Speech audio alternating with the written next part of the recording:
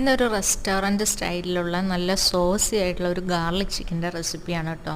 അടിപൊളി ടേസ്റ്റാണ്. അപ്പോൾ അതിന് വേണ്ടിയിട്ട് ഞാനിവിടെ ബൈ സൈസ് പീസുള്ള ചിക്കനാണ് എടുത്തേക്കണം. ബോൺലെസ് പീസാണ്.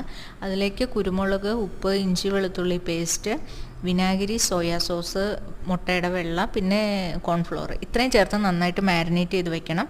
മാരിനേറ്റ് ചെയ്ത ചിക്കൻ ഒന്ന് ഫ്രൈ ചെയ്തെടുക്കണം, ഡീപ്പ് ഫ്രൈ ചെയ്തെടുക്കണം. അതിനുശേഷം ഒരു പാനിലേക്ക് കുറച്ച് എണ്ണ ഒഴിച്ച് അതിലേക്ക് ഒരു സവാള ചോപ്പ് ചെയ്തത്, ഇഞ്ചി ചോപ്പ് ചെയ്തത്, ഗാർലിക് ചോപ്പ് ചെയ്യുമ്പോൾ കൂടുതൽ ഇടണം കേട്ടോ. ഗാർലിക് ചോപ്പ് ചെയ്തത്, പിന്നെ പച്ചമുളക്, ക്യാപ്സിക്കം ചോപ്പ് ചെയ്തത്, ഇത്രയും സാധനങ്ങൾ ചേർത്ത് നന്നായിട്ട് വഴറ്റണം.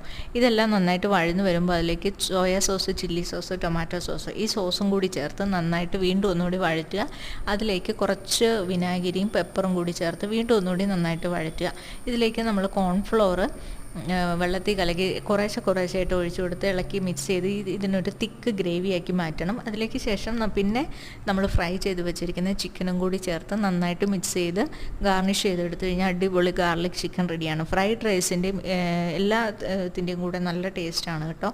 അപ്പോൾ നിങ്ങൾ വീട്ടിലൊന്ന് ട്രൈ ചെയ്ത് വെക്കും. അപ്പോൾ വീഡിയോയ്ക്ക് കുറച്ച് സ്പീഡ് കൂടി പോയിട്ടുണ്ട്. ഇതിൻ്റെ ഡീറ്റെയിൽ ആയിട്ടുള്ള ഒരു വീഡിയോ ഞാൻ താഴെ കൊടുത്തേക്കാം. അപ്പോൾ നിങ്ങളതെല്ലാം കയറി കണ്ടാൽ ഡീറ്റെയിൽ ആയിട്ട് എല്ലാം ഉണ്ട് കേട്ടോ ഇതിനകത്ത്.